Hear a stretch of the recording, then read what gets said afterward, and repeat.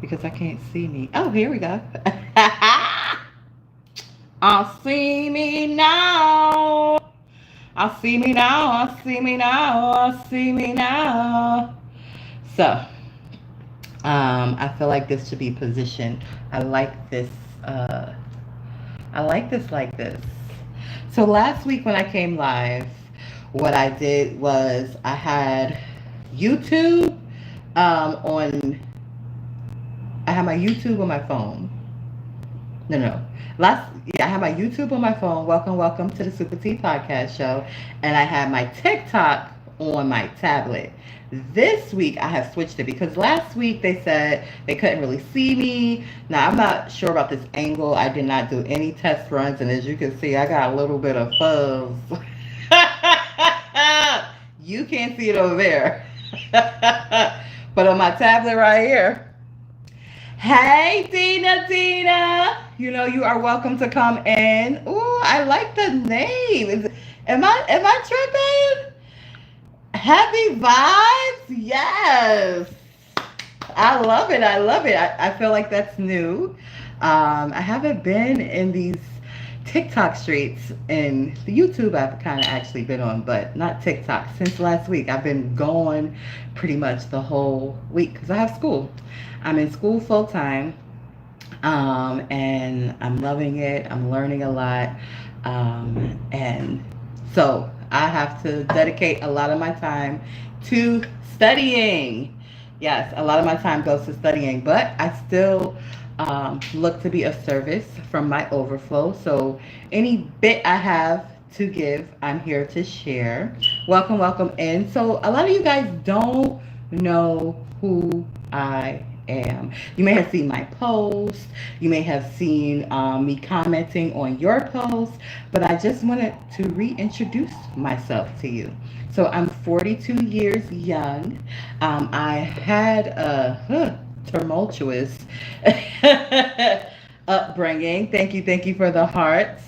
And I have a lot of lessons that I learned. Much of them the hard way, which allows me the authority to offer guidance, offer wisdom, offer support, offer even knowledge. I made a conscientious decision over 10 years ago to dive deep into my spirituality. And it wasn't like, oh, life is so perfect. Let me just be curious and see what's going on over here. It was like life was lifing the heck out of me. I had just gotten out of an abusive marriage. I had 2 small children. I was back where I started at, which was Marcy Projects. I was in my 20s, and I thought I knew some things about life, but I didn't know crap about life at that point in time. So when people saw this vibrancy inside of me, and they wanted to gravitate to me, I was just like, oh, they just want to be my friends, this is just an opportunity for me to be of service in the community, and in reality, they wanted to just be vampiric. They wanted to suck and draw my light for me, and they went through a lot of things to do that, to try to do that.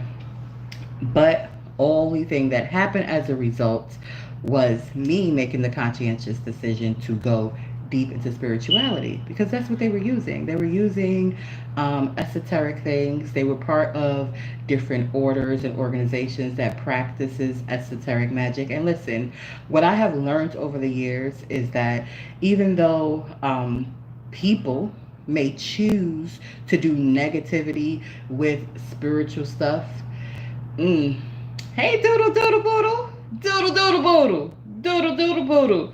Just because individuals choose to do those things that are a part of these organizations doesn't necessarily mean that the organizations are evil or bad. It just means that people need to heal.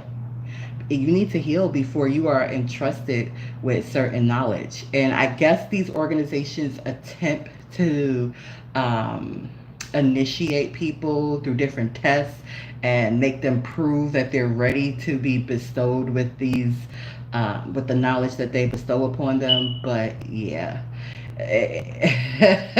I don't think that they are doing it thorough enough. So that's the topic today. Today, I want to get on the topic of esoteric and spirituality because it's something that's interweaved into every part of our lives, and we need to be aware. We need to be aware. Now, I have been invited into these different places and things, and I have said, listen, from my interactions before, I need to do some more studying. And I actually was very close to joining one not too long ago, and then I said no. I said I changed my mind. Never mind. Hey, peace and love, all the best to you, but no thanks. And this is why I made that decision. I made that decision because anything that I choose to be a part of, it's because I'm looking to give. I'm looking to give, share my gifts. You know, I'm not looking to deplete myself. There's a whole difference. There's a big difference. Okay. I'm not looking to empty my cup. I'm looking to share. I'm looking to share my skills, my love, my gifts. Thank you, girl. Oh, shit. I got a little gift. Thank you for my gift, girl. Wait a minute. I didn't even press nothing. Wow. Thank you, girl. So yeah, that's what I'm there for, you know, and the people that I'm there to commune with, I am having expectations. The expectations that I have, you see me looking down, I'm looking at my tablet because I have my YouTube here. Oh, you can't even see. Well, oh God, I just showed you my messiness. I have my YouTube on live as well. Um, yeah, that's what I'm looking to do. That is the purpose of me being there. So I'm studying. I'm studying not just what you are presenting me, but I'm studying who you are. I'm studying. Do you have the same goals? Do you have the same vision? You know, I'm looking at where your mind is, your mentality. I'm looking at where you are physically, because I'm working to get physically fit, people. Okay, I know I'm a little late in the game. You see, I got my little diaphragms behind me, studying the body. You know, learning the body. I'm working to, thank you so much for the gifts, Doodle. I'm working to be a better version of me on a daily basis. I've neglected myself in that way because even though I was diving into spirituality and learning on that plane, I still had to deal with the physical world. And the physical world was, you know, children, my children, you know, until one of them wasn't here physically no more, and the other one, it was just a battle, a whole battle.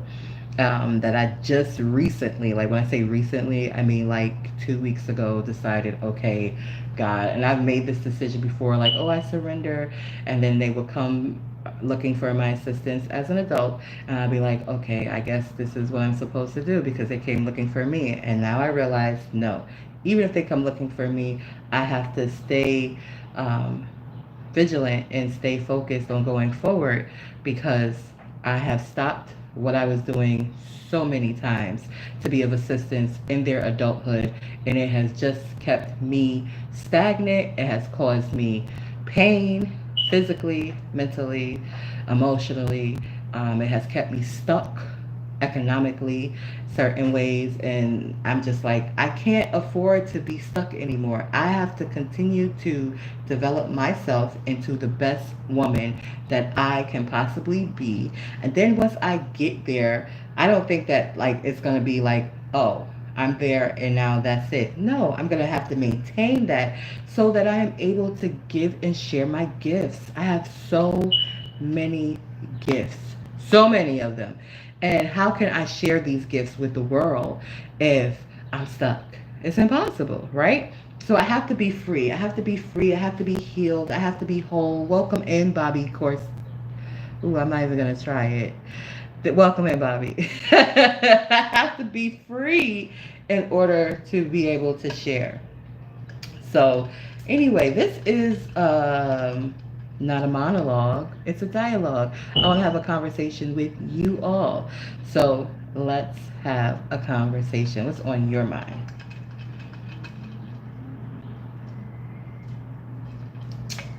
That coffee good, good. So, if nobody has anything to say, I'm going to do one of the things I love to do. I love to do many things. But since it is a Sunday, and since I do love to read, and since this, I don't know how this is looking here. I feel like this is looking a little weird on my on both of these channels.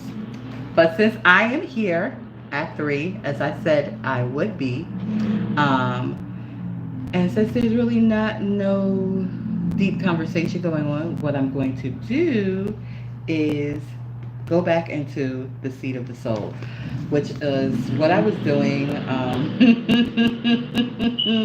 Ironically, I have to laugh. This is what I was doing before I decided to assist a loved one. Okay. So this book was holding a lot of stuff. Welcome in, welcome in, welcome in.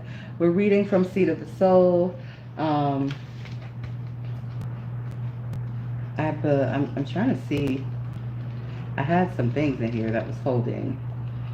I want to say that we're at intention because that's where the biggest bookmark was. Now the other stuff that was in here, I don't know if you heard it, but it all fell out when I opened the book up.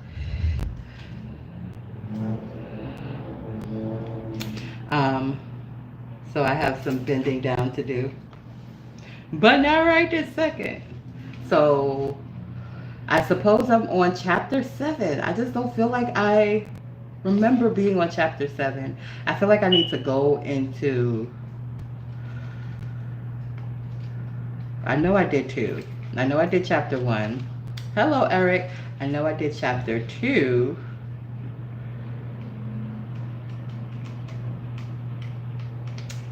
How about we do this? Since I'm beginning this series over, hey Tay the Aquarius, since I am beginning this series over, what I'm going to do is I'm going to start from the beginning. So Dina, do you have 2 channels? Because when you first came in, it said something else. And I'll see you again. So I don't know whether you have 2 or not. But anyway, I'm going to restart because it's not fair for me to like pick up where I left off at.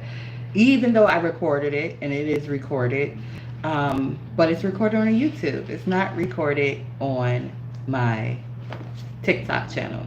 So what I'm going to do is I am going to start with the forward, and then I'm going to go into, and this book was written by Gary Zukav. Look him up, Google him, Google him, Google him. Okay, so I'm just going to jump right on in, people. This is the forward. And once again, we are reading Seat of the Soul. Because it's Soulful Sunday. All right.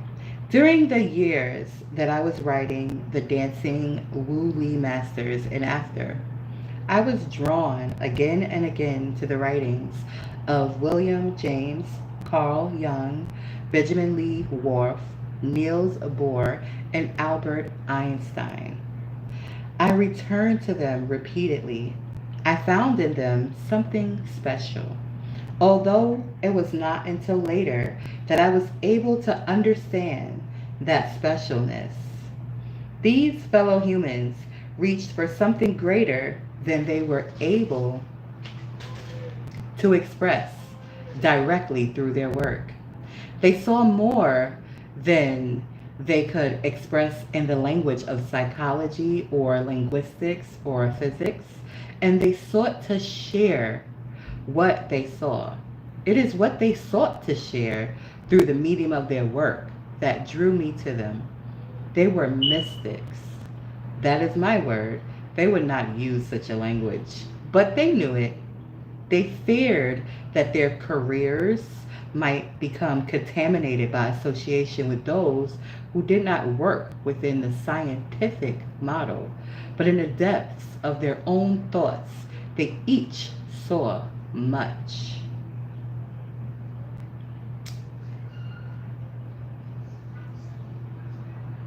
Too much to be limited by the 5 senses.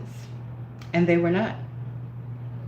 Their works contribute not only to the evolution of psychology, linguistics, and physics, but also to the evolution of those who read them. They have the capability to change those who touch them in ways that also cannot be expressed directly in the terms of psychology or linguistics or physics.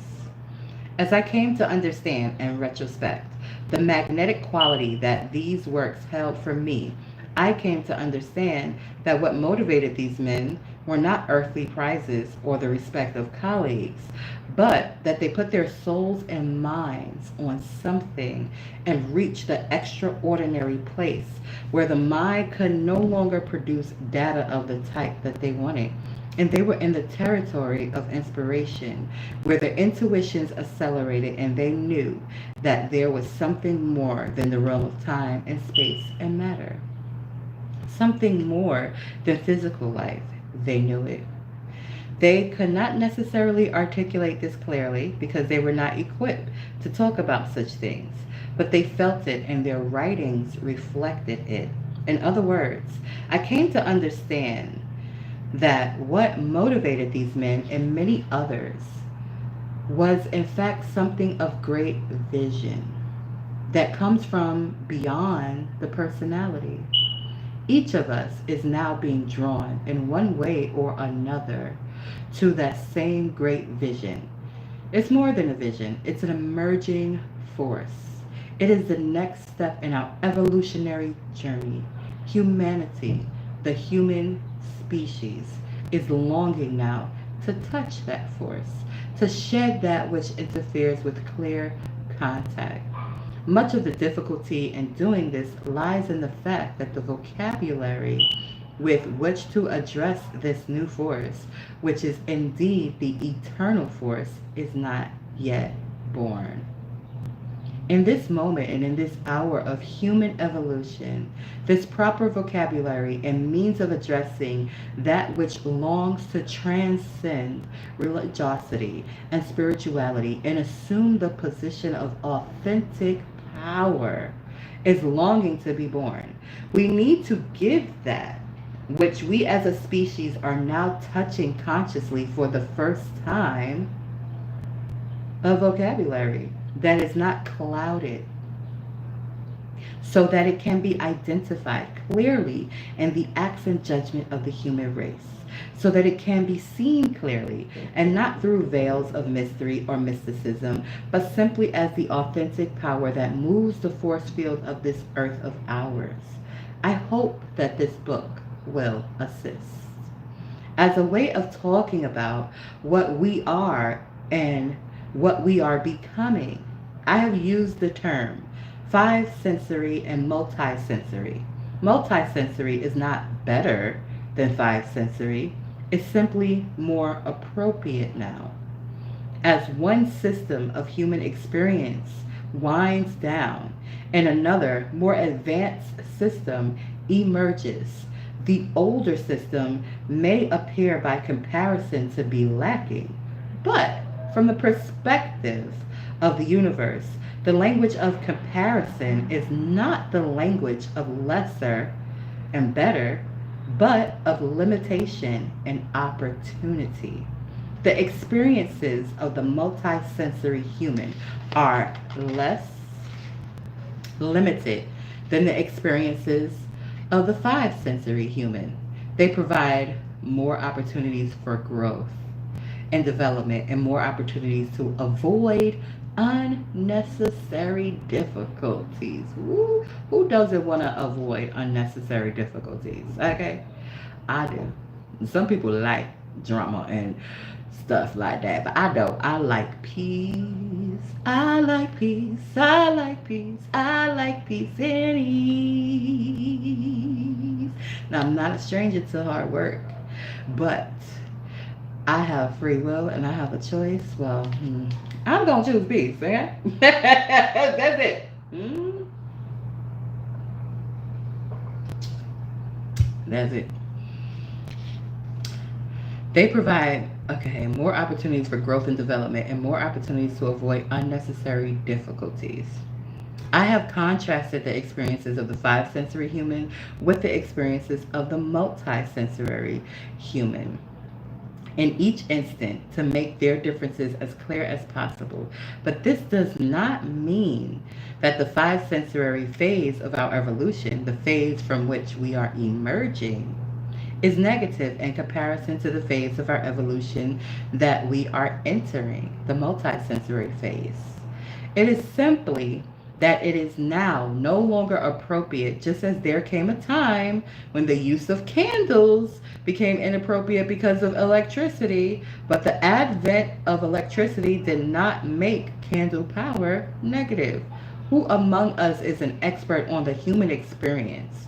We have only the gift of sharing perceptions that hopefully can help those on their journey. There is no such thing as an expert on the human experience. The human experience is an experience in movement, in thought, in form, and in some cases, an experiment in movement, in thought, in form. The most that we can do now is comment on the movement, the thought, and the form. But those comments are of great value if they can help people to learn to move gracefully, to think clearly, to form like artists the matters of their lives. We are in a time of deep change. We will move through this change more easily if we are able to see the road upon which we are traveling, our destination, and what it is that is in motion. I offer what is in this book as a window through which I have come to see life. I offer this window to you, but I do not say that it's necessary that you accept it. There are so many ways to wisdom, so many ways to the heart. This is our greatest richness and the one that gives me the most joy. We have much to do together. Let's do it in wisdom and love and joy. Let's make this the human experience. And that's Gary Zukav. And that's Zukav. I have no idea if I'm pronouncing his name correctly, but that was the foreword that he has. And I have not read The Dancing Wooly Masters, but that is the foreword of Seed of the Soul.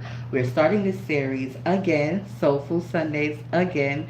And the topic will vary each Sunday, but this will be the foundation. The foundation will be this book until we complete this book. And the foundation of Soulful Sundays is just having soulful conversations. Conversations that come from the soul. Conversations that ignite the soul. Conversations that cause you to think a little deeper than perhaps you have been thinking. Take a step back from all of the, I want to say colorful stuff, but it seems a little redundant to say colorful stuff when I'm sitting here in a bright ass orange dress. But when I say colorful, what comes to my mind is not just actual colors, but legal matters. I have a very complex mind. In the matters of law, when something is colorful, it means that it's false, And so when I say colorful things, I mean, there's so many things to distract us, and to grab, not even distract. I'm not even going to use that word. I'm going to say to grab our attention. So many things to grab our attention. And I'm really not here to grab nothing. I'm here to give. If so, some people come out and hang out with me and we have a conversation, cool with me. I'm always going to support other entrepreneurs and people who have, different practices that align with, who I am. But I don't be looking back for nothing from nobody. I appreciate your time. If you decide to come here and spend some time with me, even if you watch the replay, it's all good. Now, you won't see the replay on here, TikTok, but you will see the replay here on YouTube, which is why I like the duel. You could come in the box if you want to, girl. I don't know if you want to, though. People be acting like they shy. They ain't shy. I think his forward was very interesting. Very, very, very interesting. Basically, I'm going to break it down what I got from it. When he was writing his other book, Dancing of Woolly Masters, he came upon the realization that there's a lot of more ways to experience life.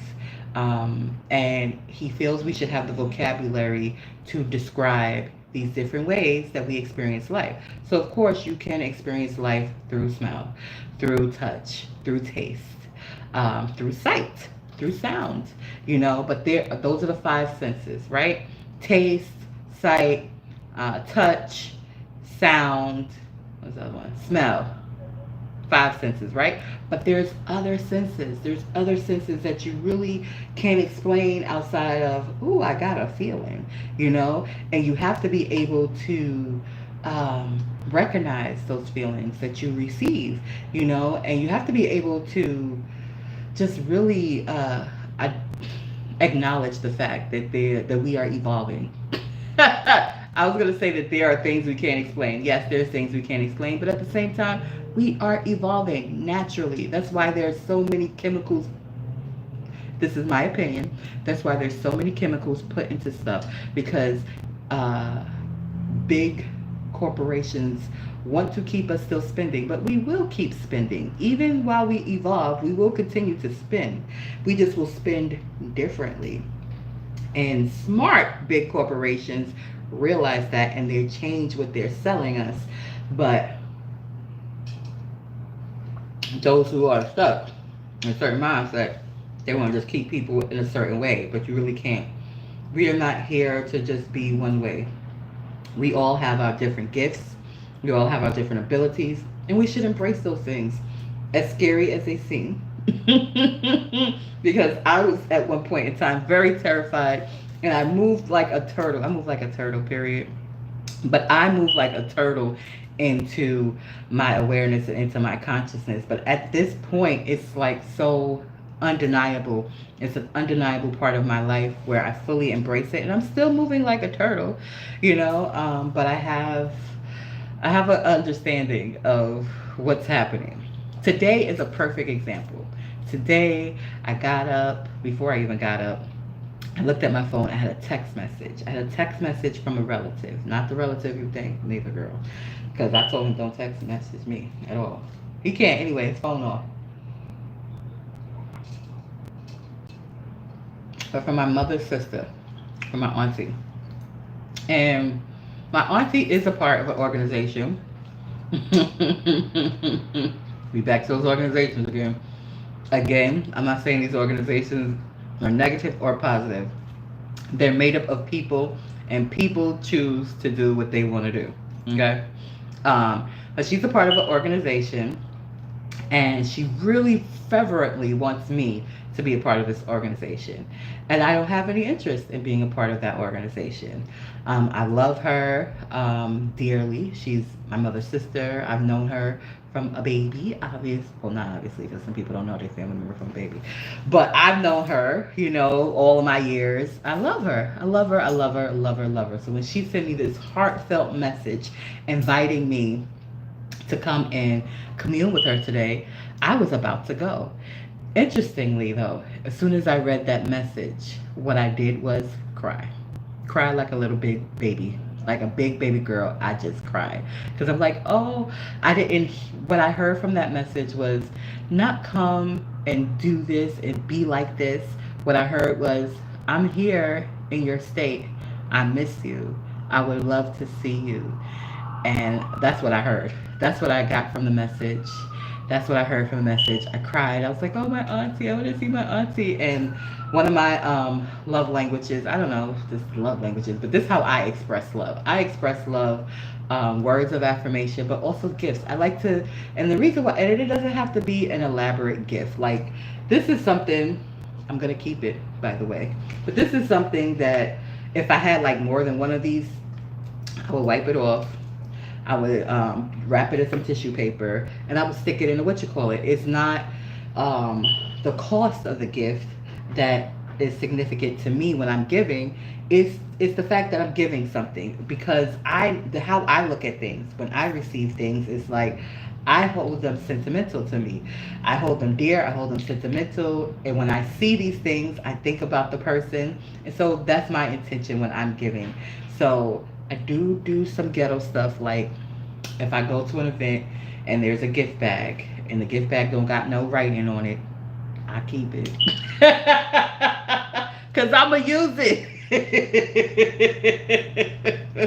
So I put together a little gift for her, a card, a few pictures that I found while I was going through this office space in here. I gotta do it. I've been putting it off so long. I was so stubborn because it just seemed so overwhelming. But just bit by bit, it's a lot. It's a lot of fucking shit to do. I can't believe it's a lot of stuff to do. I am gonna show you what it looks like, but it looks crazy. It's a lot of stuff. But anyway, I was going through some stuff, looking for some papers that I didn't even need. Didn't even need. But anyway, found some pictures, looked at the pictures, put the pictures into my picture album. I had some duplicates, so I put those duplicates in a card for her. I got it together, and then I stopped because I have a regimen in the morning that I do before I step out the house. Hey, Cozy Wozy. I was gonna call Cozy this morning too because when I first got up, I'm ovulating people. That's all I'm gonna say. I don't need to know no more. My cooter pooter almost put me on the hunt, and I said, cooter pooter, but I definitely almost called Cozy. But anyway, back to my auntie. You're welcome to come in if you want to chit chat. I'm gonna invite you in, see if you want to come in, and you're welcome to come in too, Ciroc. Anybody who would like to come in, just type in the comments, and you could come in. Who's that in there, Cozy? Oh, that's Doodle Doodle. Hey, Doodle. What's going on? Nothing much. Doing my podcast. I see. I was listening. Yes, I was talking about the message and and how I paused. So I paused, and after I paused and did my regimen that I do, I felt like tired, and I just woke up, and I was like, why do I feel tired? And I just woke up, and it was like something in me was telling me, you don't need to go there. And in my mind, I was like, I'm not going there to hear what those people were saying. I'm going there to hug my auntie, And I had a whole internal battle in my own on my bed. Because I went back and laid down. I felt tired. I went and laid back down. And as I'm having that battle, I'm just like, I just want to go hug her. And I had to just pause. And when I paused, I was like, okay, I'm going to the city tomorrow. I have to do MRI, test. I'm going to be in the city where she lives at.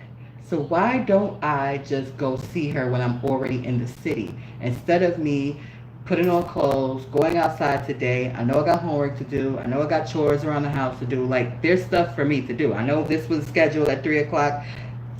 Ooh, excuse me. I wanted to keep this commitment. And so I just wrote her a message and said, listen, I love you. Thank you for this message that you sent to me. I'm going to be in the city tomorrow, but I'm going to stay home today. And after I did that, the feeling that I got in my body was just like, whoosh. It was like all the tired was gone. All of the chaos that I was going back and forth, it was just gone. It was just peace. And I got up and I listened to Agape. I don't know if you're familiar with Agape, but Agape International Spiritual Center is a place out in California that I listen to a lot. And like everything just lifted up. Everything just literally lifted up. I got me some watermelon. I made me an egg. It's just been such a flow. And I'm like, wow, if I didn't take the time to, number one, follow my practices, number two, pause and just really like have a real internal conversation, I would have like missed all of that. I would have been rushing. I would have been tired. I would have been trying to rush and do this probably outside somewhere. It would have been a completely different Sunday. So my point is we need to listen to those internal things, those internal things that be like, sit down for a second and think about this before you rush, even though you want to do it so bad. When you sit down, you get more clarity, Mm-hmm. So how you feeling this Sunday? I'm a little lazy today. That's okay. That is okay. It's a Sunday, shoot. I'm lazy every daggone day, especially when I don't gotta go outside. Well, I was gonna go outside. I was gonna go grocery shopping, but I stayed in. Why you don't order? You don't like to order? Oh, you don't like to order your meat. I like to look at my meat, and right by here in this little town, they didn't have what I was looking for. I want me some veal. I want me some ground veal. Hey, Brittany. And what you making? Ground beef. I'm gonna make some meatballs. That sounds good. That sounds good. I don't know, I might put some sausage with it too. But I know at least ground beef and veal. That's good. Okay. You got a grill? I know you do. Do I have a grill? No. You don't got a grill? No. Girl. You need a grill. It's grilling time. I don't like grill out. It's just put the charcoal on the grill time. Maybe not in the heat, but definitely in the frickin' at nighttime. Woo! I love me some grilled meat, girl. I do too. I just don't like to do it. But no, I got to go. I need to furnish my house. I got some things I need to put in here, but I just didn't feel like going. And had a driver and didn't feel like going. It had a driver. Yeah. I would have had to ride to get my ride. But still I wouldn't have to do all that driving up in Raleigh. Gotcha. So, well, it's okay, girl. Yeah. You'll get it done when you get it done. Yeah, I gotta go get some water. For the house? Yeah. Well, that I know you can order. Instacart, right? Walmart. Oh. You know I hate Walmart. I know. I know. But I didn't want to interfere with what you were talking about. Your topic was rather interesting. I was, just sitting down there listening. Okay.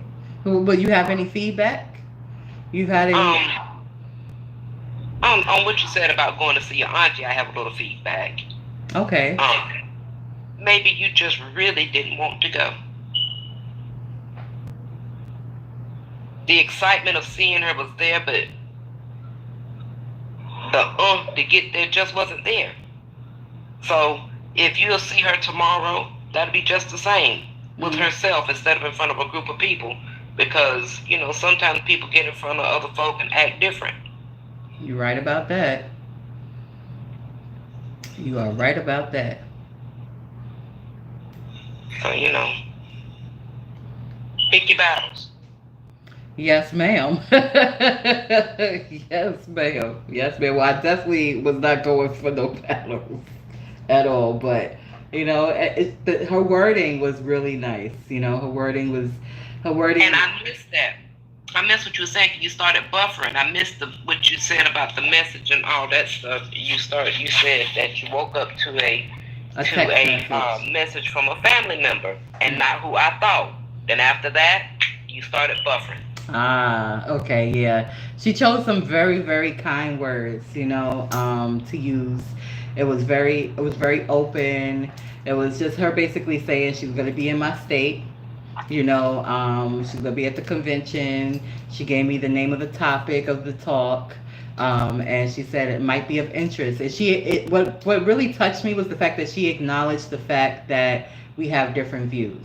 And she didn't say my view is wrong, her view is right. She just was like, it was an open invitation, like, hey, this might be of interest. I know we got different views, but perhaps come check this out, That's on your father's side, because the show ain't on this side. Yes, it is. Out of state, auntie? That's Auntie Lola. Yes, it is. Oh, Lord, I'm thinking you slowed it. So Lola, girl, like I said, just go to her house and see her. Don't go to that. Don't go to the convention. You're so silly. It's over now, silly. I was like, wait a minute now, out of state, and I keep forgetting you in Jersey. I keep forgetting you in Jersey. So, yeah, she is out of state. Oh, Lola, that was nice, but that's a big step, though. See, people don't know that's a big step. I know. That's why I felt so good, and like it made me cry because I'm like, oh wow, wow, wow. You know, yes. That's absolutely a big step on Lola's behalf. Absolutely, absolutely, absolutely, absolutely. You know, so it's things. You know, things are what things are.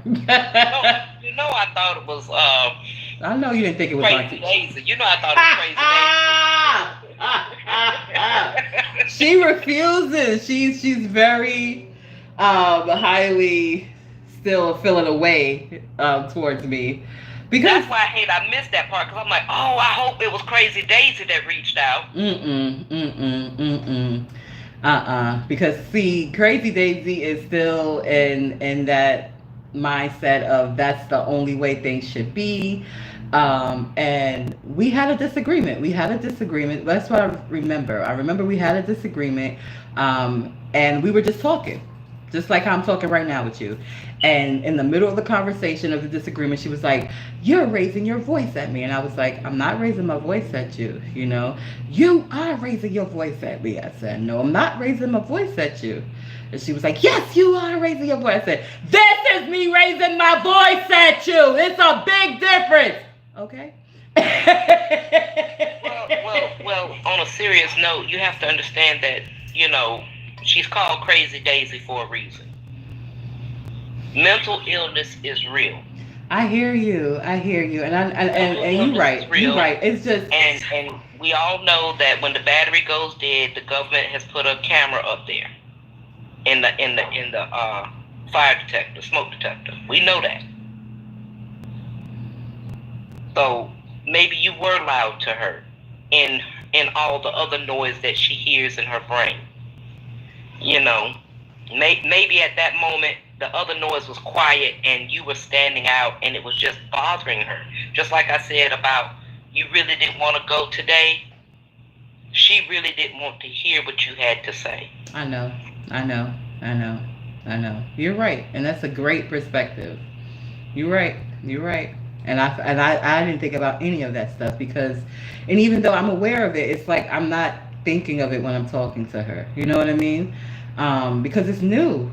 To me, it's new. I didn't grow up with her being called that. Like, I grew up with her being the successful one. auntie. I gave her that name, Crazy Daisy. So but I had experiences before you gave her that name of stuff like she was talking about. You know what I'm saying? That showed me that. Yeah. You know what I'm saying? But those were recent experiences, like the last few years. That wasn't like my whole childhood. Like my whole childhood, she was a successful auntie, you know? She always had nice things. She was always traveling, you know, like she was the auntie that I was aspiring to be similar to until, you know, I was just like, oh, wait a minute now. Hold up. Pause, you know? As with what has transpired between us, take note of I didn't get mad and apply that to both of those ladies. Got it. And then just accept it. Right, because you already know how they are. And again, mental illness manifests itself differently in people. You're right. I got my own set. You got your own set. Crazy Daisy got her own set, which is top tier, if I may add. And Lola, since we've called Lola's name, I believe that is a trait on our side of the family. And it just manifests itself differently. So when our dear wonderful auntie, the best auntie in the world, better than anybody out there, said to me, love Takara, love Tony, and love Gary. That's what she meant. Those were her words. She told me, she said, now, I know you like Tony. She says, but Gary is the one that you need to love. Love Tony, and you love Takara. But Gary's the one. I can't even picture Gary in my head right now. Was Gary? No. Gary was the one with the dreads? No, right? No. Gary had a close cut. I can't even think of Gary. Gary was handsome too. I remember Gary. Was Gary the one that was away for a while? I don't know. I don't recall that. I just know every time I was in the city, I would see Gary and Tony. I feel like that is, and he has a beautiful daughter. Gary, Tony, and Lance. No, Lance. Yeah, no, because Lance is the father of Shalance and Lance. Okay, never mind. That was Lance. Yeah, I never met, as you call, Knowledge. Oh, yeah, he was different. Duron, right? That was Duron. I met, Duron. Well, I lied. Duron, I met Duron. Mm-hmm. I'm glad you gave me his name because Knowledge Show was throwing me off. Who is he? Got you meet him. I met him one time. Yeah. But like I say, mental illness is real, and to keep with what you were speaking on last week, how it manifests itself. As far as last week's conversation was concerned, traumatic experiences cause mental illnesses. And others in our family, i.e. those who we talked about last week, had a traumatic experience. Or had many traumatic experiences out there in those daggone streets. Right, mm-hmm. Right. As a child. And as an adult too, unfortunately. Yeah, but now that you're an adult, you're making choices to have those traumatic experiences. You're making choices. Because to cope with what's going on in your head, you've decided to introduce a substance. Yep.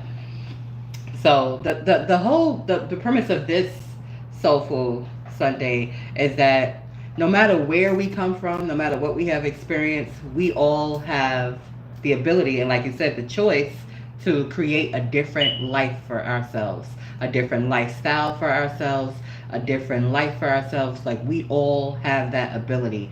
And sometimes I don't think we know that.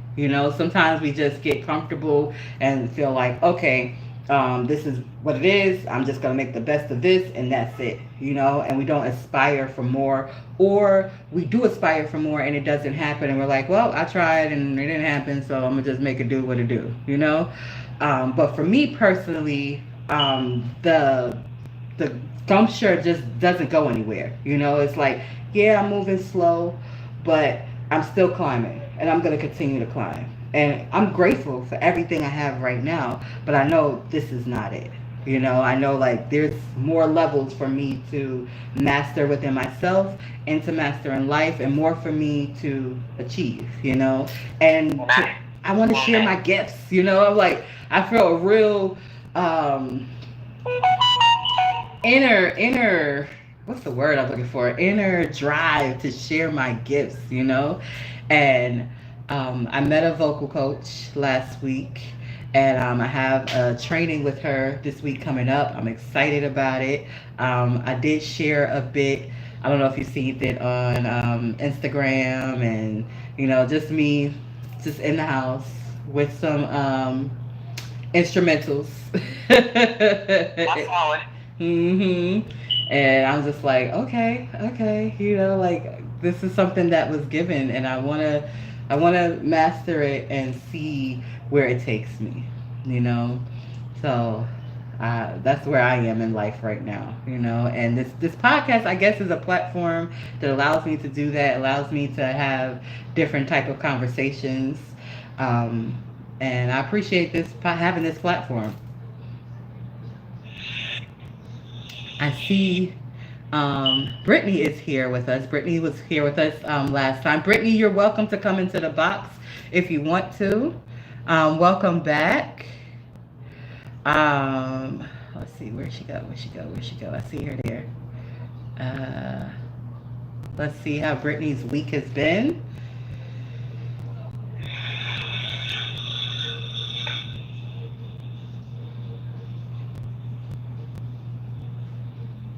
I don't know if she's gonna come in or not. So Brittany, just so to be fully transparent, every week is not going to be a conversation around substance abuse. I know that's what you do for your job, and I appreciate the work that you do, and I admire the work that you do. However, that is not the foundation of this channel. That just happened to be the topic last week. I'm hoping that Carolyn, I believe is her name, that she was able to really connect with Cherokee. Cherokee was the lady who came in, who has her own practice and helps people get past their limitations. So I hope she utilized that connection and that opportunity to continue to give her some more arsenal in her fight going forward. It don't look like you're coming in today. And that is all good. That is all good. Well, I didn't come in to dissuade anybody from coming up. I will most definitely be glad to step down and... You're fine. You're not dissuading nobody. Oh, these TikTok streets. You are not dissuading nobody. You are always welcome, and you are fine. If you good, I'm good. Shoot. I'm good with you being here. It's a panel for a reason, for multiple people to come up and converse and say what's on their mind. She might have just passed through. I have another person in here. I don't know who it is. Sandy Williams. Thank you, Sandy. I'm not sure. Introduce yourself, please, because I'm not sure who you is. And we just got Air Omi in. I have no idea who that is. Let's see. Ooh, but I pressed to send the invitation. I be thinking sometimes TikTok operates like Instagram, where I could just press on the face and it'll like blow it up. But it don't work like that. So I just pressed on the face and it sent the invitation. So I am going to continue in the Seat of the Soul. Did you catch me in this book? Or you caught the end of that too? I heard you read part of the forward. Yeah. I'm going to jump into chapter... You about to read to me? I'm about to read to you. I'll go down in the comments. I ain't going to sit up here and hear you laughing and let you hear me laughing at you. Why you going to be laughing? Because that's what family does. They rib each other. All right. Well, thank you for coming in. I'll sit down in the comments. All righty. Do I have to do anything, or you do it yourself? No. Okay. Wait a minute. No, I can drop. Wait a second.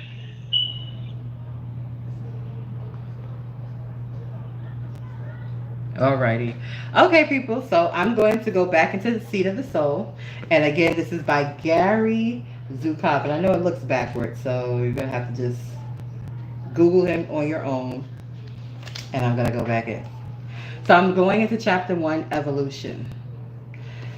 The evolution that we learned about in school is the evolution of physical form. We learned, for example, that the single-celled creatures of the oceans are the predecessors of all more complex forms of life. A fish is more complex and therefore more evolved than a sponge. A horse is more complex and therefore more evolved than a snake. A monkey is more complex and therefore more evolved than a horse. And so on. Up to human beings, which are the most complex and therefore the most evolved life forms upon our planet. We were taught, in other words, that evolution means the progressive development of organizational complexity. This definition is an expression of the idea that the organism that is best able to control both its environment and all of the other organisms in its environment is the most evolved. Survival of the fittest means that the most evolved organism is a given environment, in a given environment rather, is the organism that is at the top of the food chain in that particular environment. According to this definition, therefore, the organism that is most able to ensure its own survival, most able to serve its self-preservation, is the most evolved. We have long known that this definition of evolution is inadequate, but we have not known why. When two humans engage one another, they are, in terms of organizational complexity, equally evolved. If both have the same intelligence, yet one is small-minded, mean and selfish, while the other is magnanimous and altruistic, we say that the one who is magnanimous and altruistic is the more evolved. If one human intentionally sacrifices his or her life to save another, for example, using his or her own body to shield another from an unseen bullet or a speeding car, we say that the human who sacrificed his or her life indeed was one of the most evolved among us. We know these things to be true, but they are at variance with our understanding of evolution. Jesus, we are told, foresaw the plot against his life, even to the details of how his friends would act and react, yet he did not run from what he saw. The entirety of humankind has been inexorably shaped by the power and love of one who gave his life for others. All who revere him, and almost all who but know his story, agree that he was one of the most evolved of our species. Our deeper understanding tells us that a truly evolved being is one that values others more than it values itself. Now, I disagree with that, but this is what this man is saying. I just have to say, I disagree with that, because I do. And one that values love more than it values the physical world and what's in it. We must now bring our understanding of evolution into alignment with this deeper understanding. It is important that we do this because our current understanding of evolution reflects the phase of evolution that we are now leaving. By examining this understanding, we can perceive how we have evolved to now, and what we are now in the process of leaving behind. By reflecting upon a new and expanded understanding of evolution, one that validates our deepest truths, we can see what we are evolving into and what that means in terms of what we experience, what we value, and how we act. Ooh, excuse me. TikTok is doing something strange. All right. Pardon me. TikTok wanted to make sure that I guess I'm not a bot. Ooh, I'm not a bot. Ooh, They made me put like a little puzzle thing together. Yes. I'm a real girl. All right, let's take my silly shenanigans out of this, right? Let's get back to the book. Well, let's pause right here where we are. Let's go back to the last sentence. I'm going to read it again.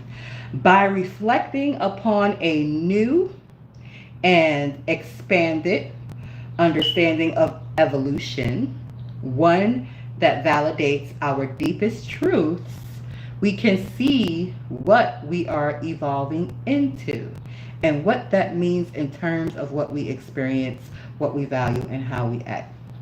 I want to pause it right there. I think we have so many examples here, right here. I don't know where you all are, but in the United States of America, of some things that don't evolve. There are literally towns in this country, even with all of these modern things, there are towns in this country who still operate like in the early 1900s. Their mindsets is still the same way. Their activities is still the same way. You also have different groups, like the Mormons, that steer away from electricity and modern day things and still is cooking. And I don't know if this is per se, but this is my perception. When somebody says Mormon, that they're like living very minimal, trying not to be wasteful and applying old type of ways. So, whereas compared to New York City, where and even California, different cities in California where there are robotics, literally robotics on the freaking street and delivering things. You have cars that are driving people in themselves. Um, it's such a contrast. It's such a contrast when it comes to evolution.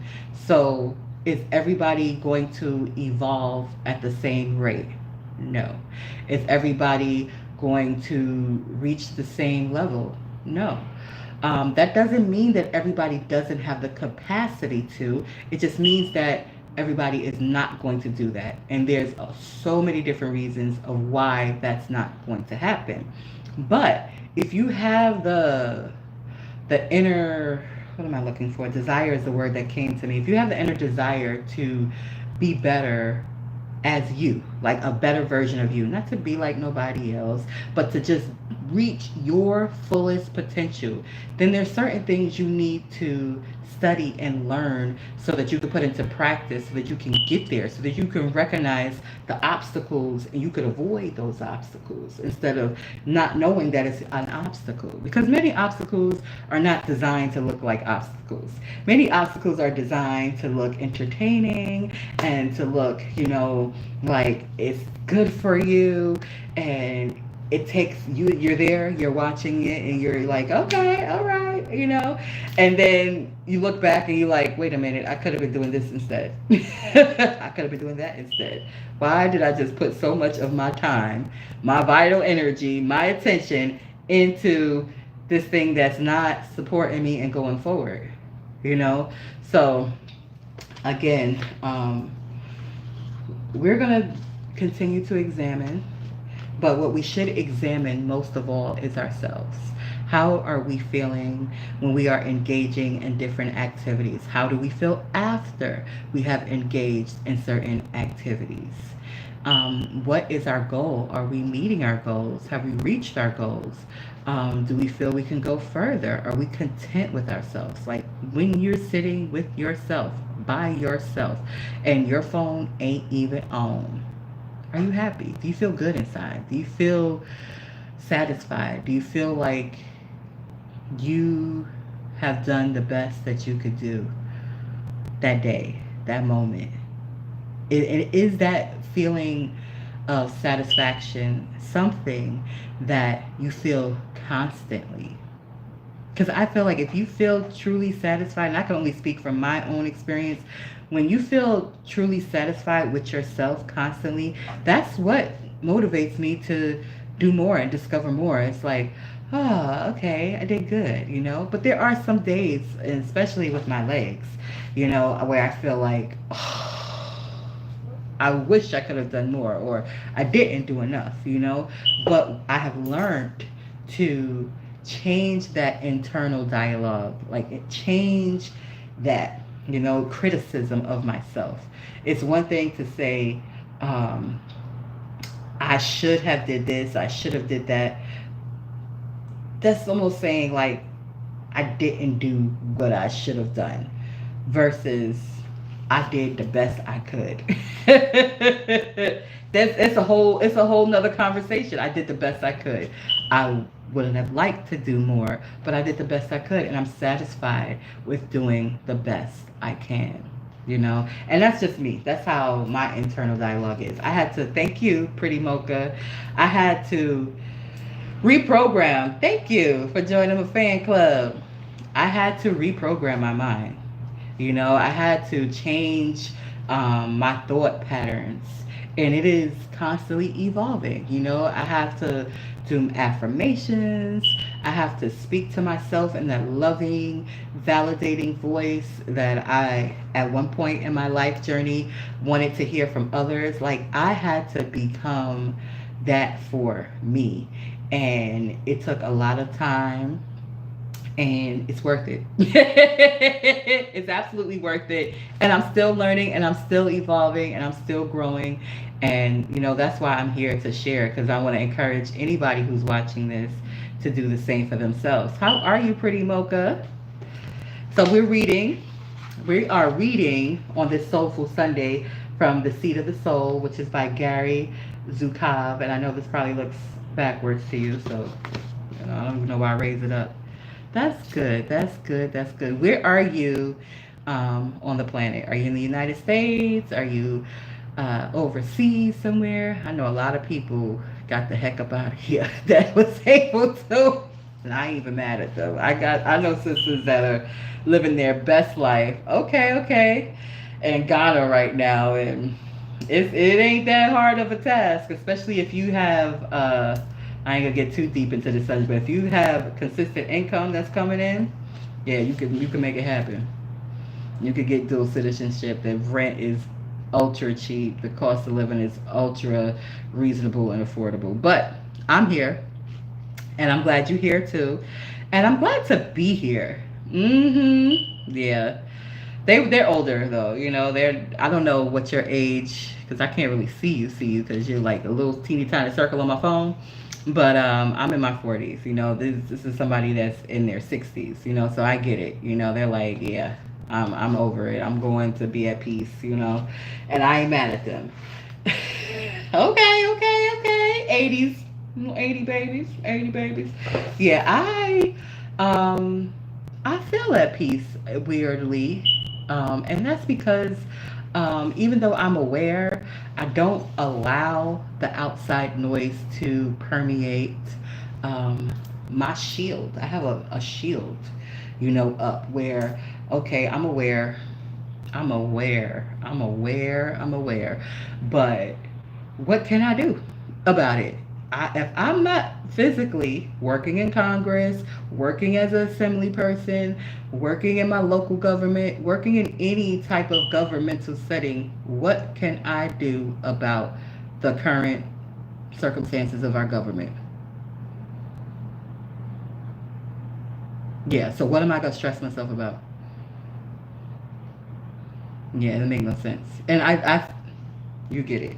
And I feel like a lot of the young people really get it. Like, the young people been tuning shit out from the get-go. The only difference is that they also been feeding themselves with some garbage too, which they're coming out of, But yeah, to me, it's a waste of my energy, and I could use that energy to do some other stuff. And there's so much other things that's going on, and that's temporary.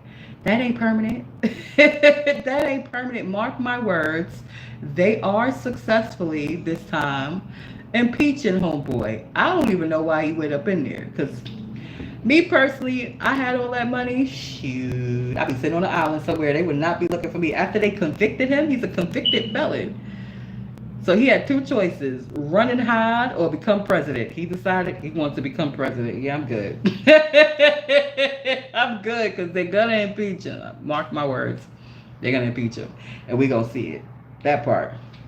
But, yeah, the United States has given us a great opportunity to be aware of contrasts, but make a choice to be the co-creators that we naturally are, because we are naturally co-creators. We all have divinity inside of us. Nobody is waking up in the morning and like, okay, I'm awake, so heart, you're gonna beat this many times. Nobody thinks about it. So what's beating our heart? What's causing the blood to flow through our body? How is it just happening automatically? It's not. It's our divinity. It is the divine parts of us, the unseen part of us that's operating us. So when we know and we are aware and when we are conscious of the fact that we have divinity inside of us, oh, that's a game changer, baby. We're not no longer looking outside of ourselves for solutions.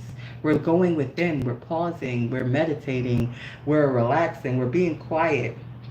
We're allowing that connection that we already naturally have to the divine to lead us in what's going to be the best thing for us to do for ourselves. So it's a wonderful thing when you're conscious of it, because we all know, but we have to be conscious of it. So I'm going to go back to the book. Our current understanding of evolution results from the fact that we have evolved until now by exploring physical reality with our five senses. We have been, until now, five sensory human beings. This path of evolution has allowed us to see the basic principles of the universe in concrete ways. We see through our five senses that every action is a cause that has an effect, and that every effect has a cause. We see the results of our intentions. We see that rage kills, it takes away breath, the life force, and it spills blood, the carrier of vitality. We see that kindness nurtures. We see and feel the effects of a snarl and a smile. We experience our ability to process knowledge. We see, for example, that a stick is a tool, and we see the effects of how we choose to use it. The club that kills can drive a stake into the ground to hold a shelter. The spear that takes a life can be used as a lever to ease life's burdens. The knife that cuts flesh can be used to cut cloth. The minds that coordinate the activities of violence can coordinate the activities of cooperation.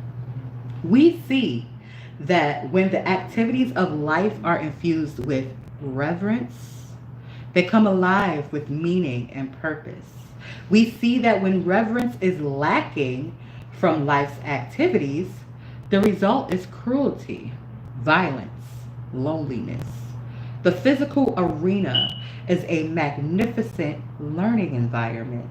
It is a school within which, through experimentation, we come to understand what causes us to expand and what causes us to contract, what causes us to grow, and what causes us to shrivel, what nourishes our souls and what depletes them, what works and what doesn't. When the physical environment is seen only from the five sensory point of view, physical survival appears to be the fundamental criterion of evolution, because no other kind of evolution is detectable. It is from this point of view that survival of the fittest appears to be synonymous with evolution, and physical dominance appears to characterize advanced evolution. When perception of the physical world is limited to the five sensory modality, the basis of life in the physical arena becomes fear. Power to control the environment and those within the environment appears to be essential.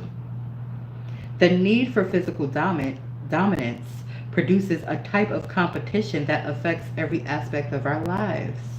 It affects relationships between lovers, and between superpowers, between siblings, and between races, between classes, and between sexes. It disrupts the natural tendency towards harmony between nations and between friends.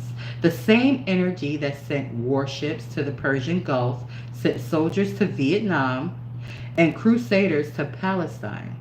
The energy that separated the family of Romeo from the family of Juliet is the same energy that separates the racial family of the black husband from the racial family of the white wife. The energy that set Lee Harvey Oswald against John Kennedy is the same energy that set Cain against Abel. Brothers and sisters quarrel for the same reasons that corporations quarrel. They seek power over one another. Let's pause right there. I have a few people here in the TikTok platform. What do you think about that? What do you think about the fact that the reason why people quarrel is because they're trying to seek power over each other? Do you think that's accurate? Because it sounds accurate to me. Because when you're not trying to seek power over anybody else, in any type of form, way, or matter, what you quarreling about? What's the quarrel about? Even if you think that you're trying to stir somebody in the right direction, because I could speak from my own opinion of a quarrel that I had with a loved one not too long ago. We're quarreling because I'm advising them to go right, and they want to go left. And it became a whole quarrel. But why? Yes, because I love them. Yes, I want to see the best for them. But the reality is, I have no control over them. And that's what stopped the quarrel in the middle of it for me. I have no control over them. Yes, I can urge them. I can do my very best to try to convince them to go right. But if they choose to go left with their life, I have to accept it.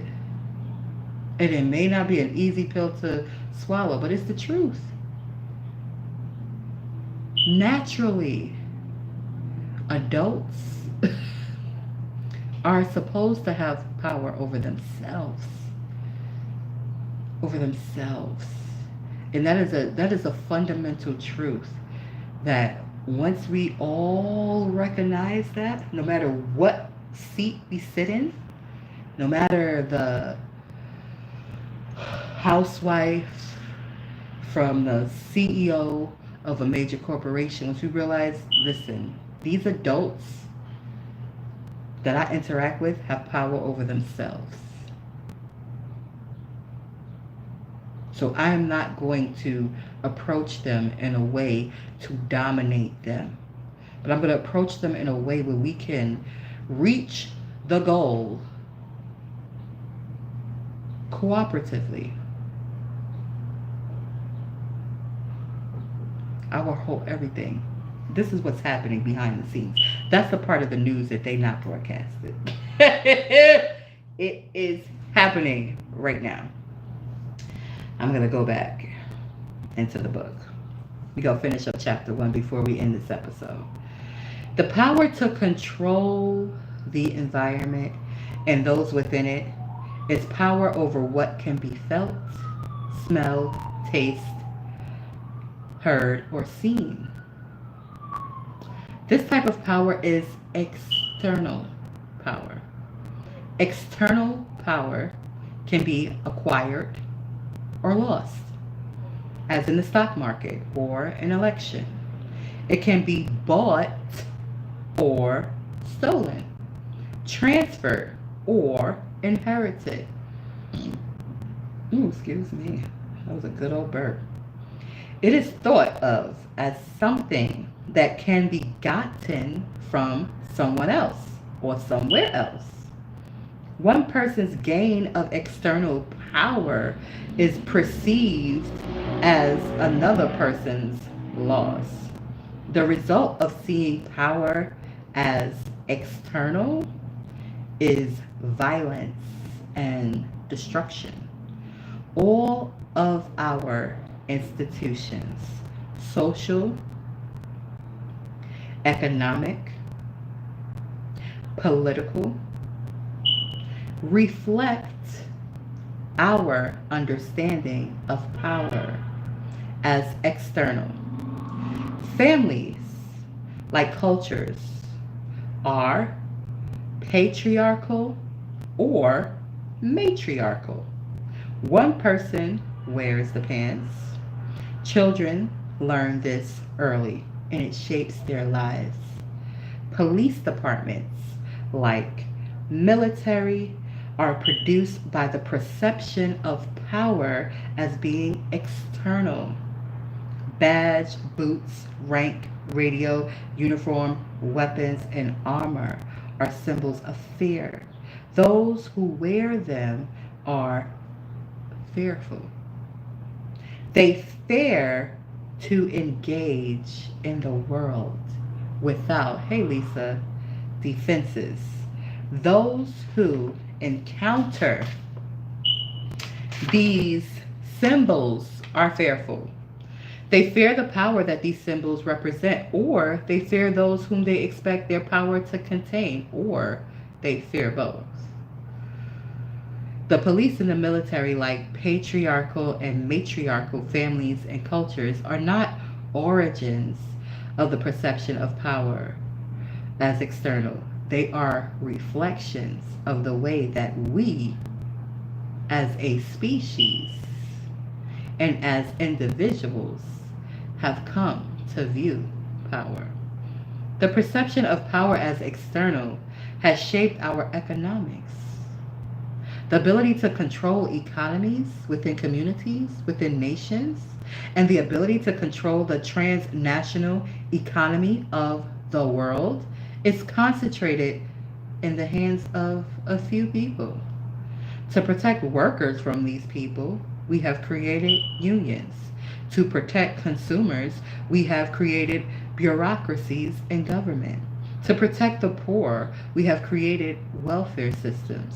This is a perfect reflection of how we have come to perceive power as the possession of a few, while the majority serves as its victims. And this is talking about the whole. It's not talking about individuals. This is rapidly changing. I will say that this book was written some time ago. And let me tell you right now where it was written. When it was published. 1990, people. We're in 2025. So, this is explaining. Remember, this first chapter is about evolution. So, this first chapter is explaining where we are coming from. Some of us are still there. I made this comment earlier on in the broadcast. You'll recognize it here on YouTube versus here because people are coming in and out of the TikTok broadcast. But the YouTube is consistent. It's been recording consistently. There's been no buffering. YouTube, if you haven't caught in the full episode, and yes, it's a long episode, it's over an hour, the best way to catch it is going to be here on the YouTube. Even though I haven't been looking at the YouTube too much, it's going to be on the YouTube platform. Nonetheless, back to what I was saying. This is, I made a comment about how there are right here, right now, 2025, there are towns, there are places where people are living very, very minimal, like where they're not utilizing electricity the same way as bigger cities does. They don't have the same mindset of diversity. They're not used to seeing other type of people in their immediate surroundings. They're not used to seeing them at the stores. They're not used to seeing them at the laundromat. They're used to just seeing the type of people that they have seen. And the point and the reason why I made mention of that, because what I'm reading here is describing where people are. You can compare that to the towns that have not evolved like the big cities.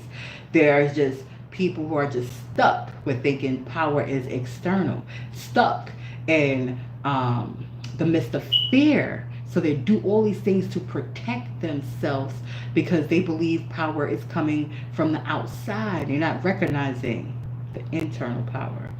They're just recognizing the external. And they're scared.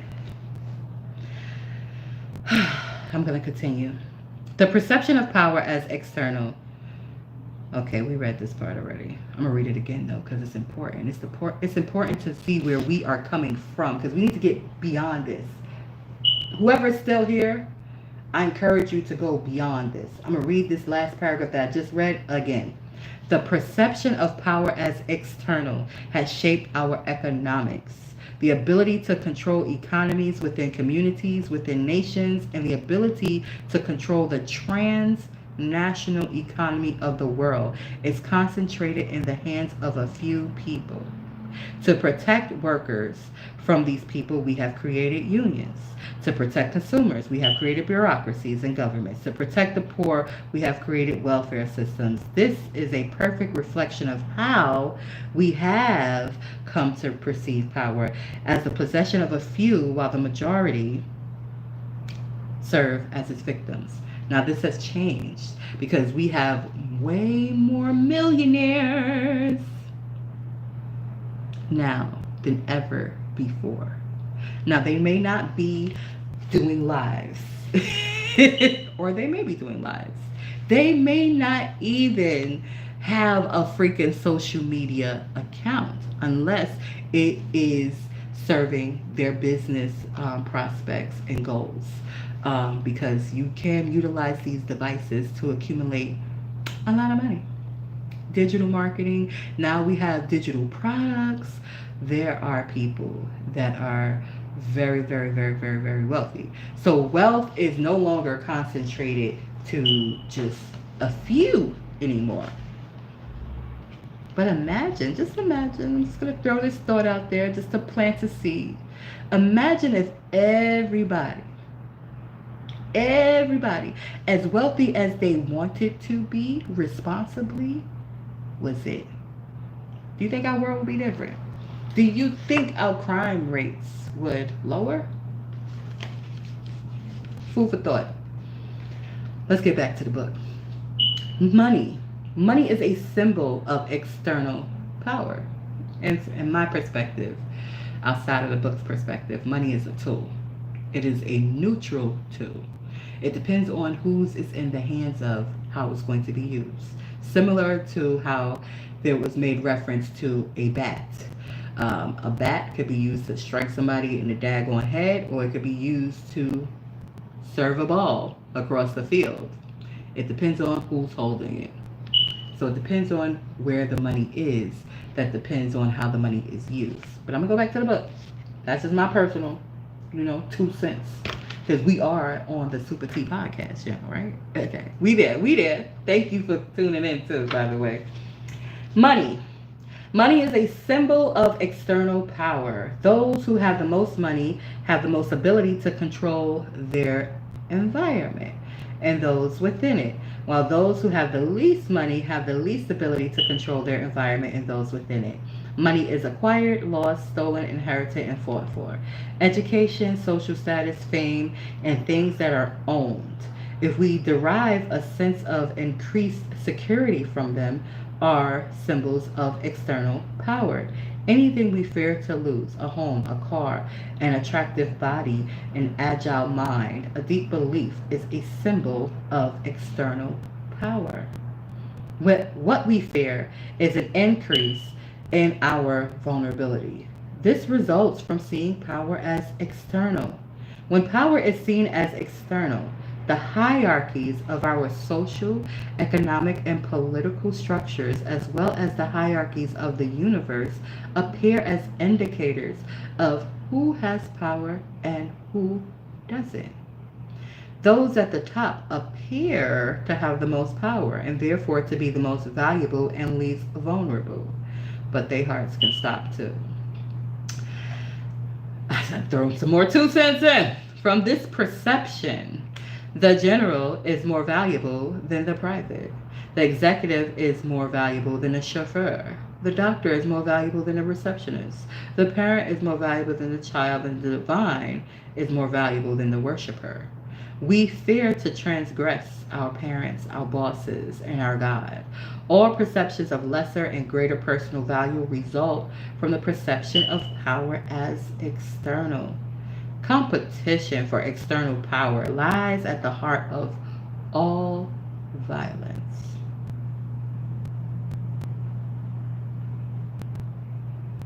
The secondary gain behind ideological conflicts such as capitalism versus communism, and religious conflicts such as Irish Catholic versus Irish Protestant, and geographical conflicts such as Jew versus Arab, and familial and marital conflicts is external power.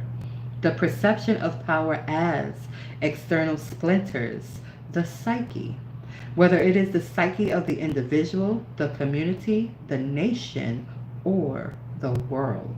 There is no difference between acute schizophrenia and a world at war. I'm going to say that again. There is no difference between acute schizophrenia and a world at war. There is no difference between acute schizophrenia and a world at war. There's no difference between the agony of a splintered soul and the agony of a splintered nation. Woo! I'm just going to stop right here, even though it's the middle of the paragraph. I'm going to plant another seed. How wonderful it would be if each individual felt whole within themselves. They didn't feel splintered. They felt whole within themselves. Each individual, not just a few. Each, everybody. Everybody felt whole. Do you think it would be a different type of nation? Do you think it would be different at your workplace? Do you think it would be different in your household? Do you think it would be different amongst your friends, your colleagues? Do you think it would be different if everybody felt like they were whole within themselves? They didn't feel splintered off. They didn't feel fearful. They didn't feel like their power was outside of them. Do you think things would be different? Because that's probably what it's going to take for things to be different. Like, they're not just going to magically happen. It's going to have to happen on an individual basis before it's going to happen on a broader basis. We can't be like, oh, I want my nation to be better, but the individuals in the nation feel fragmented, feel disenfranchised. How can the daggone nation be better if you have those type of individuals? Because those type of individuals will get into certain positions and make things the way that they are. And that's why things are messed up. They're messed up because individuals need to work on themselves and become healed and become whole and recognize that they have access to the very energy, the very power that is keeping our little blue planet, our little blue planet, it's little. You've seen other planets in the solar system. It ain't that big. Our little blue planet afloat. What's holding it up? What's holding it up? What's keeping us from just flying off of it? What force? We can't see it. We can't see gravity, but we can feel gravity.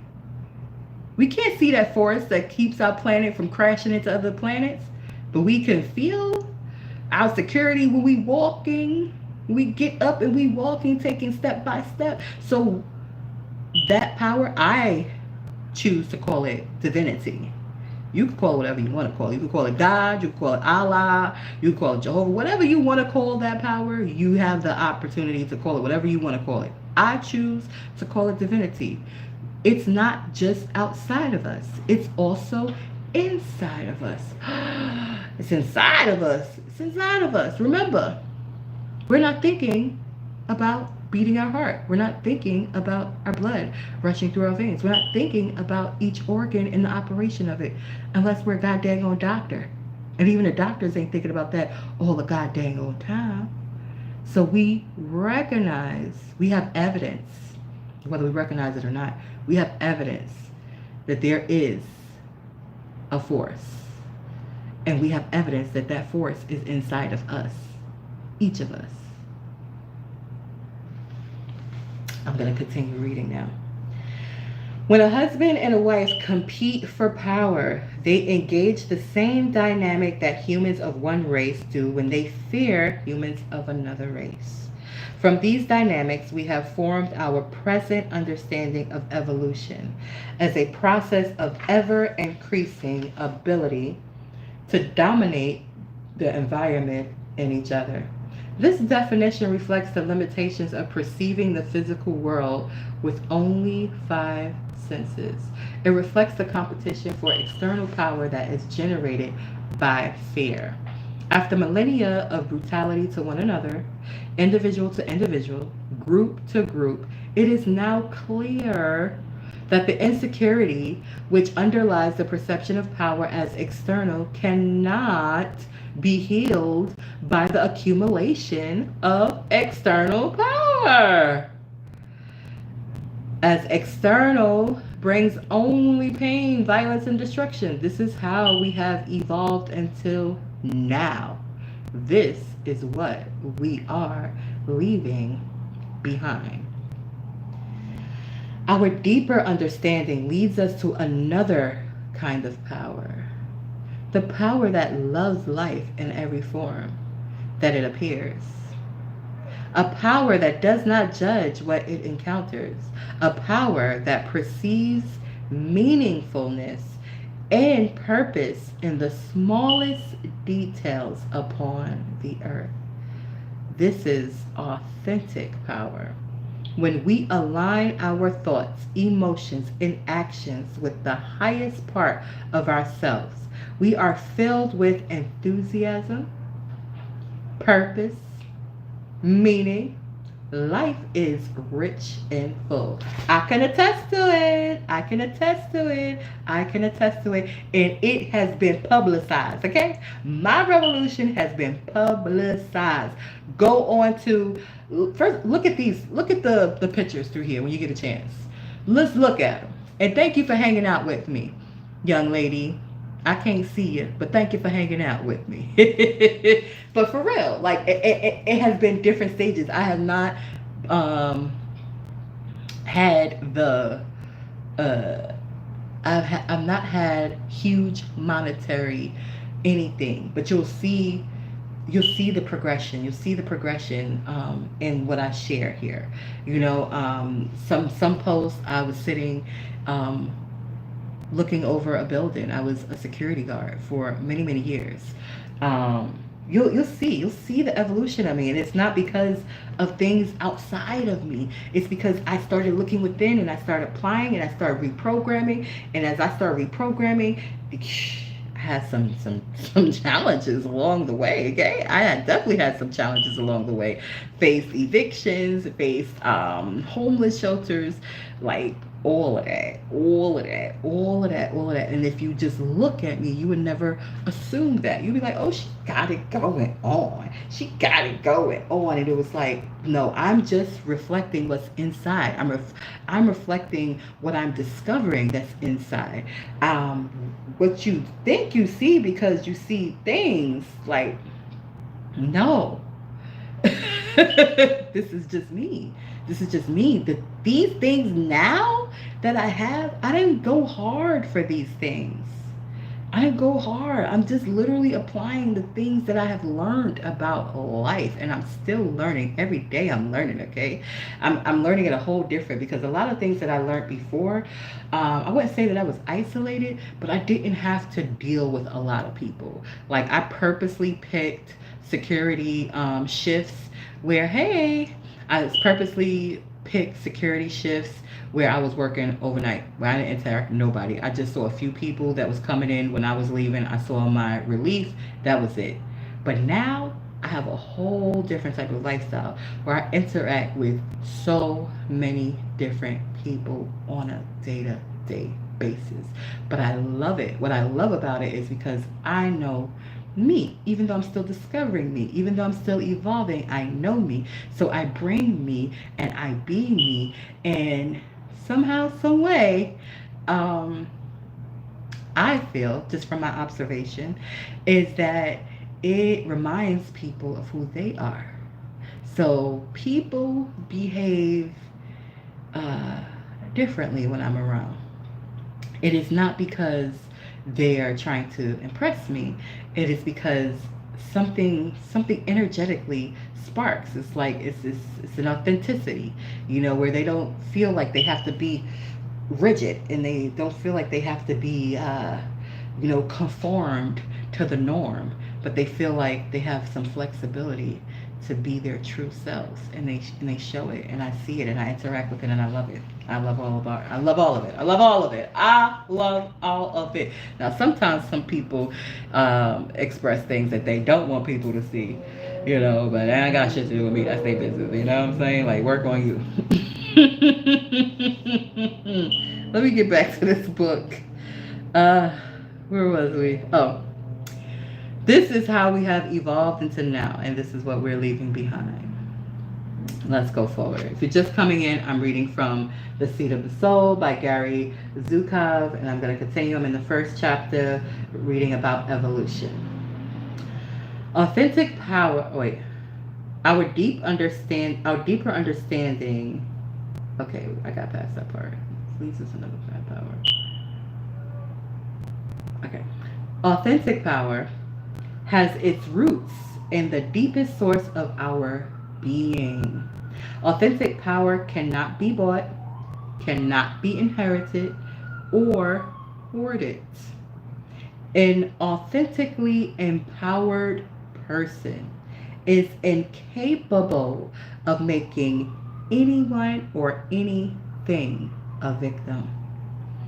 An authentically empowered person is one who is so strong, so empowered, that the idea of using force against another is not a part of his or her consciousness. No understanding of evolution is adequate that does not have at its core that we are on a journey towards authentic power, and that authentic empowerment is the goal of our evolutionary process and the purpose of our being. We are evolving from a species that pursues external power into a species that pursues authentic power. We are leaving behind exploration of the physical world as our sole means of evolution. This means of evolution and the consciousness that results from an awareness that is limited to the 5 sensory modality are no longer adequate to what we must become. We are evolving from 5 sensory humans into multi-sensory humans. Our 5 senses together form a single sensory system that is designed to perceive physical reality. The perceptions of a multi-sensory human extend beyond physical reality to the larger dynamical systems of which our physical reality is a part of. It ain't the whole. We are part of such bigger structure and systems. Way bigger. Did I mention we on a little blue planet? Okay. In reality, we are on a little blue planet. The multisensory human is able to perceive, to appreciate the role that our physical reality plays in the larger picture of evolution, and the dynamics by which our physical reality is created and sustained. This realm is invisible to the 5 sensory human. Hey, voice guy. It is in this invisible realm. I'm reading Seed of the Soul. He's gone, I guess. Anyway. It is in this invisible realm that the origins of our deepest values are found. From the perspective of this invisible realm, the motivations of those who consciously sacrifice their lives for higher purposes make sense. The power of Gandhi is explicable, and the compassionate acts of the Christ are comprehensible in a fullness that is not accessible to the 5 sensory human. All of our greatest teachers have been or are multisensory humans. They have spoken to us and acted in accordance with perceptions and values that reflect the larger rather part, my bad, the larger perspective of the multisensory being. And therefore, their words and actions awaken within us the recognition of truth. From the perception of the five sensory human, we are alone in a universe that is physical. From the perception of the multisensory human, we are never alone. We are never alone. And the universe is alive, conscious, intelligent, and compassionate. Because if it wasn't, the planets would be crashing together. That's just my little 2 cents again. Throwing a little bit of humor in there. But for real, from the perception of the five sensory human, the physical world is an inaccountable given in which we are accountably find ourselves and we strive to dominate it so that we can survive. But from the perception of the multisensory human, the physical world is a learning environment that is created jointly by the souls who share it. That's us. Our world is the way it is because of us, which is why I said what I said. If we individually become better, then our world will become better too. Everything. Okay? From the micro to the macro. Okay? Let's get back to the book. From the perception of the five sensory human, intentions have no effects. The effects of actions are physical, and not all actions affects us or others. From the perception of the multisensory humans, the intention behind an action determines its effects. Every intention affects both us and others, and the effects of intentions extend far beyond the physical world. What does it mean to say that an invisible realm exists in which the origins of our deeper understandings are located? What are the implications of considering the existence of a realm that is not detectable through the five senses? So I can't see it, I can't hear it, I can't taste it. Oh, it ain't there. Can you taste air? I mean, some air you can't taste, but you know what I'm saying. You know what I'm saying.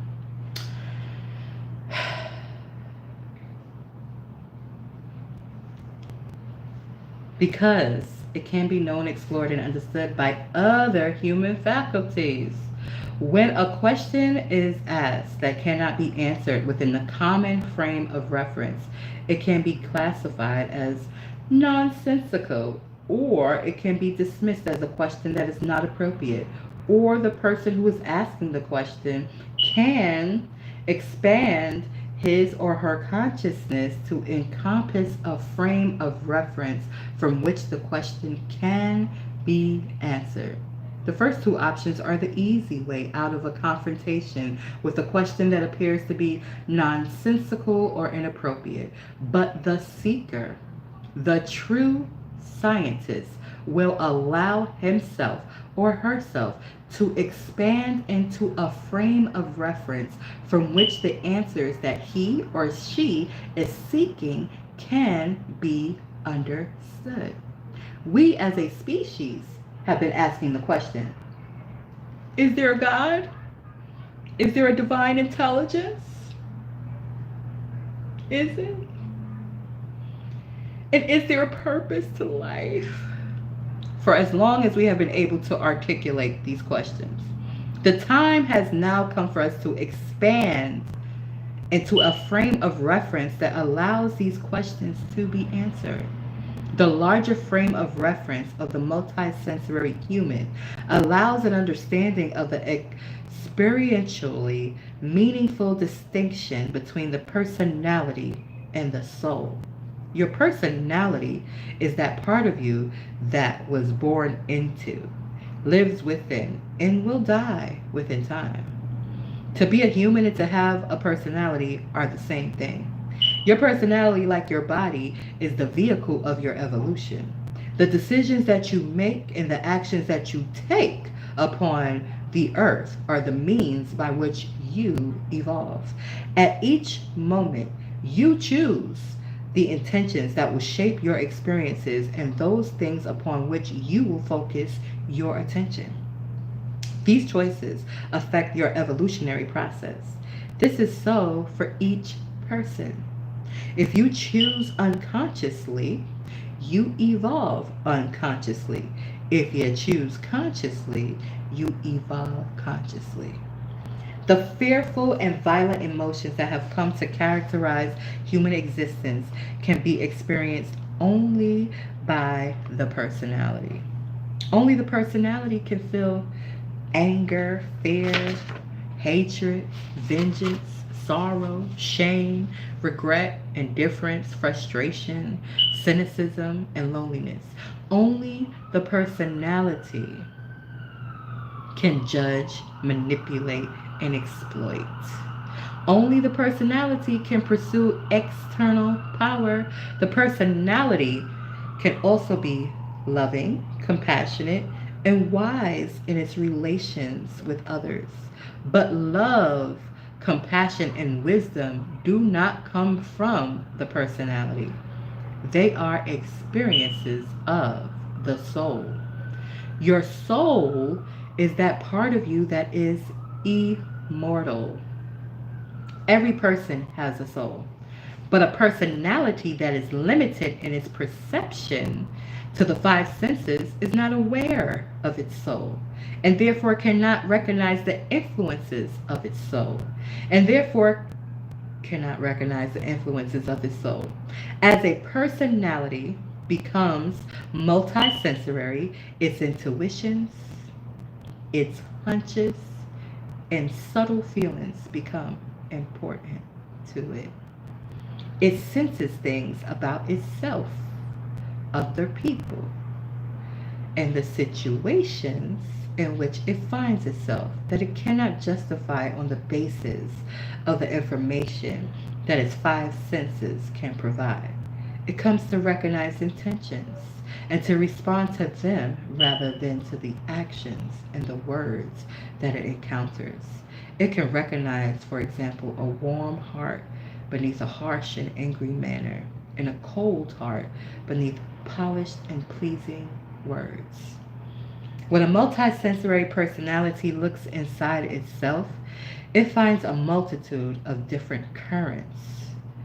Through experience, it learns to distinguish between these currents and to identify the emotional, psychological, and physical effects of each.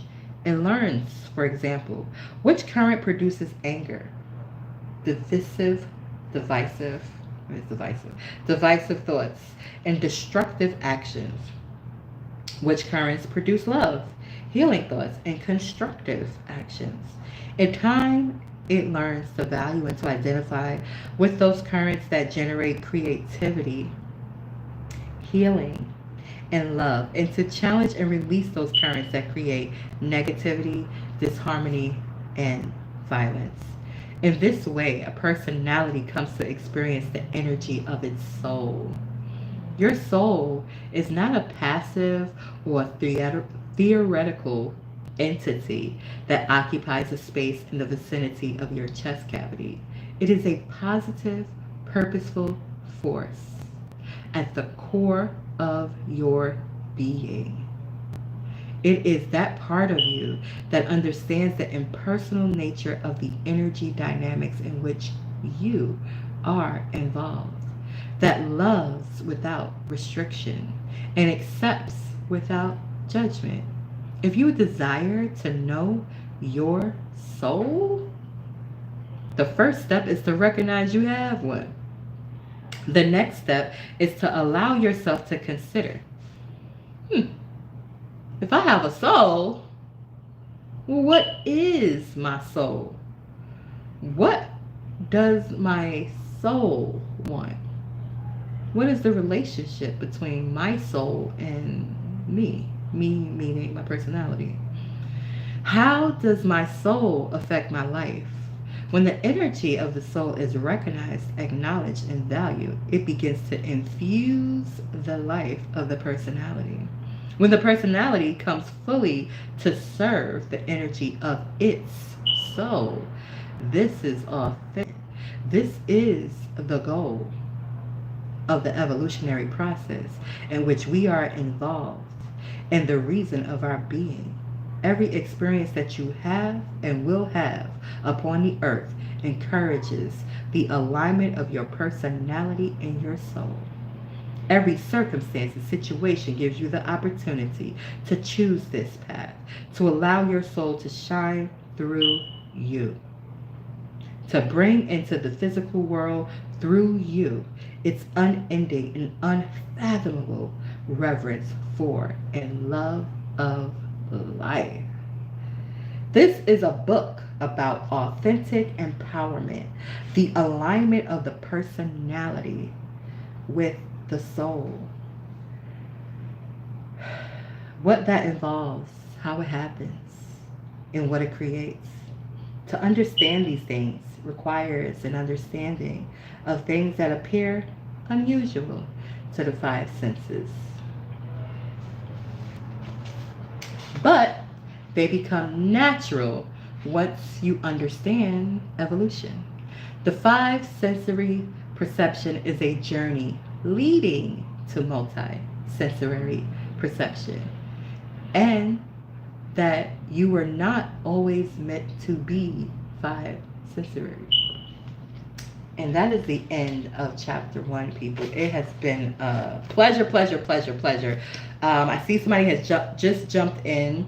Hi, Pammy, to my YouTube. I am going to end my YouTube right now because I'm at the 2-hour mark. I see the SupaTea podcast show syndicated. But I'm going to cut this episode short right here, right now. And on here, I'm still going to be with you on TikTok. Thank you so much for tuning in. I will put some cool stuff in the links in the description of this. Thank you. It's the second Sunday back, Soulful Sunday. Wow. I'm glad to be back. It really makes my soul feel good to be of service in this way. And I appreciate the soul that crossed paths with me and just reminded me that I needed to be out here being of service. And I'm just really grateful to be of service. So, okay, so I just ended the